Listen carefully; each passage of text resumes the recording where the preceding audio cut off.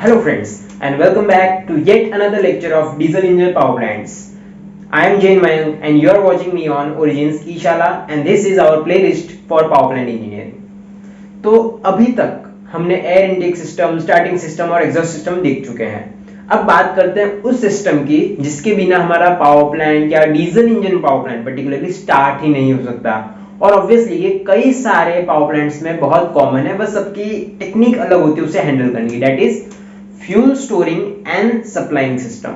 क्योंकि मोस्ट जो हमारे फ्यूल्स होते हैं उनमें एक बात कॉमन है कि वो इनफ्लेमेबल होते हैं, तो इसलिए उनको इतने ही केयरफुली हमें स्टोर भी करना रहेगा और उन्हें सप्लाई भी करना रहेगा कि रास्ते में कोई आपके एक्सीडेंट्स ना हो जाए.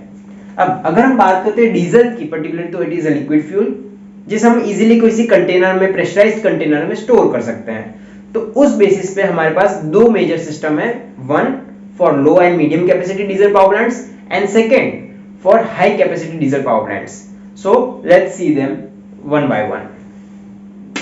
सो here are the two types. दो सिंपल टाइप है, ज्यादा कुछ सोचने की जरूरत नहीं क्योंकि ये क्वेश्चन इतना पूछा भी नहीं था. हाँ, अगर आपको मन से अच्छे से इच्छा हो कि आपको ये टॉपिक फुल सीखना है तो आपको इस पे पूरा फोकस देना है. बाकी एग्जाम पॉइंट ऑफ व्यू ये इतना ज्यादा नहीं पूछा जाता. ऑफ कोर्स पूछा जाता है बट 3 मार्क्स के लिए, 4 मार्क्स के लिए थियरी पूछी जाती है. So don't take too much stress about it.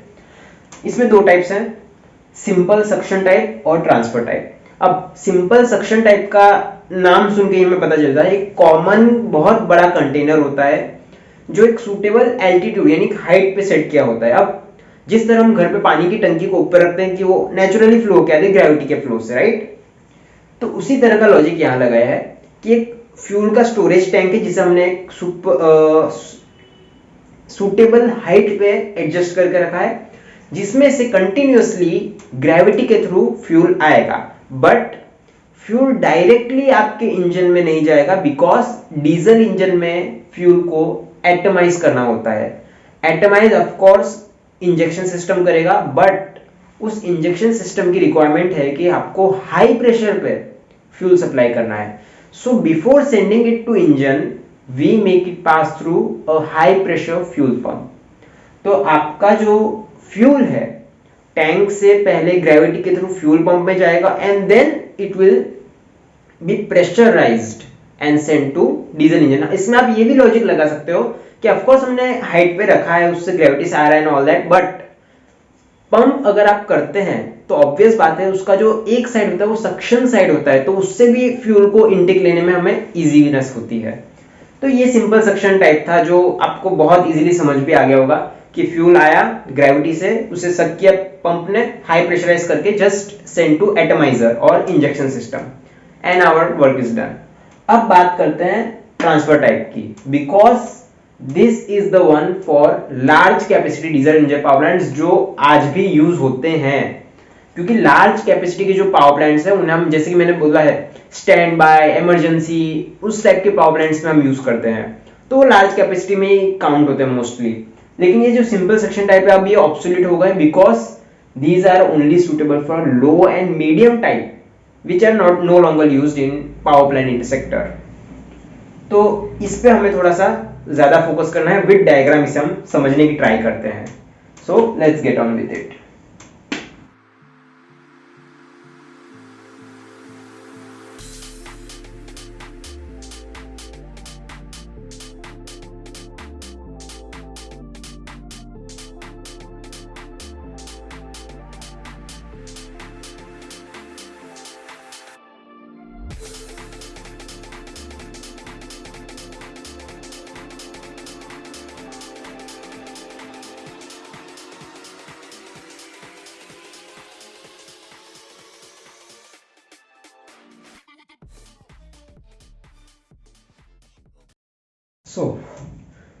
काफ़ी लंबी और कॉम्प्लेक्स फिगर है जानता हूँ, बट मैंने पूरी ट्राई की है कि आपको सीक्वेंशियली पता चले कि इसका फ्लो कहाँ से कहाँ जा रहा है ताकि आपको इसे याद रखने में और समझने में थोड़ा आसानी हो.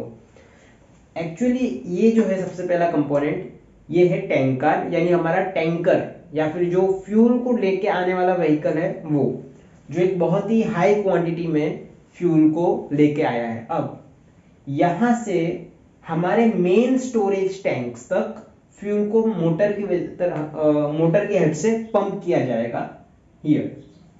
और ऑब्वियसली क्योंकि फ्यूल आ रहा है तो उसको मीटर करना रहेगा कि कितनी क्वांटिटी में फ्यूल आया है। सो उसके लिए हमने मीटर लगाया है। और ऑब्वियसली यहाँ पे दो इंजन बताए हैं, तो उन दोनों के लिए हमने इंडिविजुअल स्टोरेज टैंक और डे टैंक्स रखे हुए हैं। अब डे टैंक मतलब क्या है, नॉर्मली जो पावर प्लांट्स चलते हैं उनका डेली का जो इनटेक है फ्यूल का, चार्ज का, वो फिक्स होता है उनकी कैपेसिटी के हिसाब से। तो उस क्वांटिटी को वो पहले ही स्टोर करके रखते हैं इन केस फ्यूल के सप्लाई में कुछ फ्लक्चुएशन ना आ जाए। यानी जस्ट इमेजिन ये मेन स्टोरेज टैंक कुछ किलोमीटर दूर है और बीच में कहीं पाइपिंग भी कर दे तो उस दिन का पूरा प्रोडक्शन पावर का आपका लॉस्ट हो जाएगा।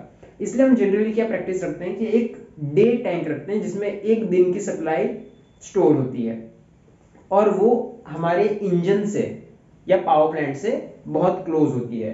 तो ये जो इतना पोर्शन है और ये साइड का पोर्शन है, ये इनमें कुछ किलोमीटर, अबाउट 10-15 किलोमीटर से भी ज्यादा का डिस्टेंस हो सकता है। इसलिए ये सेटअप और ये सेटअप का एक ग्रुप रखा जाता है। तो सबसे पहले हमारा जो डीजल है वो आया फ्रॉम अदर आउटसोर्स, उसे हमने दो स्टोरेज टैंक में पंप करके भेजा। ये जो पी है ये हमारे पंप है, इन्हें हमने मीटर किया। ऑब्वियसली जब भी फ्यूल आएगा तो उसे मीटर करना पड़ेगा कितनी क्वांटिटी में कहां गया और उसे पंप किया। अब ये जो सिंबल है ये और कुछ नहीं, हमारे वॉल्व्स हैं जो हम हर एक स्टेप पे लगाते हैं ताकि वहां से हम जो फ्यूल का फ्लो है उसे कंट्रोल कर सकें। ये फ्लो कंट्रोल वाल्व्स बेसिकली अगर आपको समझना है तो। अब एक तो डायरेक्ट यहां पे आया, बट इन केस मान लो आपका ये सिस्टम बिगड़ गया देन, और आपको डायरेक्ट फ्यूल सप्लाई देनी पड़ रही है इंजन को, तो उस हिसाब से एक सेपरेट लाइन होती है जो डायरेक्टली हमारे इंजन तक पहुंचती है। वो लाइन को भी हम समझेंगे, बट अभी उसको साइड में रखते हैं कि एक लाइन एक्स्ट्रा होती है। अब बात करते हैं मेन टैंक्स की। तो इन दोनों पे पंप के जरिए हमारा डीजल आ चुका है। अब ये है हमारे मेन पंप जिन्हें हम कहते हैं ट्रांसफर पंप, जो यहां से हमारे इंजन तक या डे टैंक तक फ्यूल को ट्रांसफर करेंगे। सो स्टोरेज टैंक से उन्होंने फ्यूल सक किया और इस मेन लाइन के थ्रू जो अंडरग्राउंड होते हुए फाइनली यहां आती है डे टैंक्स में। इंडिविजुअली उनका जो स्टॉक है फ्यूल का वो सप्लाई करती है। और यहां पर मैंने जिगजैग लाइन इसलिए बताई क्योंकि इनमें कुछ कितने ही किलोमीटर्स का डिस्टेंस हो सकता है, 10, 15, 20, even 50, depends on size of power plant and layout. और ऑब्वियसली यहां से हम स्टोरेज टैंक में से डे टैंक में टोटल कितनी फ्यूल की क्वांटिटी सप्लाई कर रहे हैं उसका भी एक मेजरमेंट लिया जाता है। अब एक बात याद रखिएगा कि जब भी फ्यूल ऑयल मीटर या इस तरह का कोई भी कंपोनेंट होता है उसके साथ हम एक बाईपास लाइन भी डालते हैं, बिकॉज इनकेस अगर ये बिगड़ गया तो इसे रिप्लेस करना हो तो उस टाइम पे हम फ्यूल की सप्लाई तो रोक नहीं सकते हैं। सो जब अगर मुझे इसे रिप्लेस करना हो तो इन वाल्व्स को हम क्लोज कर देंगे और फ्यूल को इस लाइन से कंटिन्यूअस सप्लाई पहुंचाते रहेंगे इन केस अगर रिक्वायरमेंट होगी तो। बाकी हमारी जो नॉर्मल लाइन है वही फॉलो होगी। अब यहां से पंप ने डे टैंक्स में पहुंचा दिया है रिस्पेक्टिव डे टैंक में, और ये डे टैंक उनके इंडिविजुअल इंजन को फ्यूल सप्लाई करते रहेंगे। और ऑब्वियसली डे टैंक में से पर मिनट या पर सेकेंड आपके इंजन में कितना फ्यूल कंज्यूम हो रहा है उसको भी मीटर किया जाएगा। और जस्ट एज यूजुअल यहाँ पे भी हमने एक बाईपास वॉल का अरेंजमेंट दिया हुआ है ताकि इनकेस अगर इन्हें रिप्लेस करना हो, कुछ प्रॉब्लम आए तो हम सेपरेट लाइन से उन्हें ट्रांसफर कर सकें। अब ये बात हुई टैंक कार से इंजन तक फ्यूल आने की।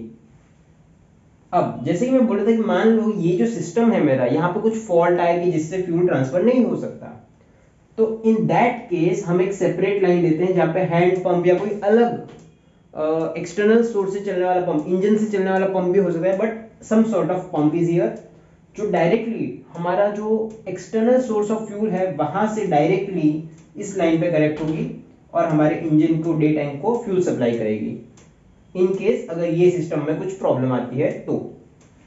अब इतना हो गया सप्लाई का पार्ट। इन केस ये जो फ्यूल पंप है वो फ्यूल को सप्लाई करते जा रहे हैं और डी टाइम फुल हो गए. Now what? The excess quantity of fuel will start overflowing. तो उसके लिए हमने एक ओवरफ्लो लाइन दी है जो वापस से आके आपके स्टोरेज टैंक में कनेक्ट हो जाती है, and that's it. So this is the transfer type fuel storage and supply system used for large capacity diesel engine power plants. तो आई होप आपको ये कॉन्सेप्ट पूरा समझ में आ गया हो. आई नो थोड़ा लंबा और कॉम्प्लेक्स है, बट मैंने पूरी ट्राई की है कि इसे स्टेप बाय स्टेप हम समझ सके. अगर आपको हमारे लेक्चर्स अच्छे लगते हो then do hit the like button and subscribe button and please share it with your friends. और अगर आपको कोई भी PPTs, lectures, PDF books, e-books चाहिए हो तो हमारे ब्लॉग पे जाके विजिट कर सकते हैं. Thank you. When you want to get off that darkest ground, but gravity pulls you straight down. Earth from a bird's eye view. You should grow feathers and see this too.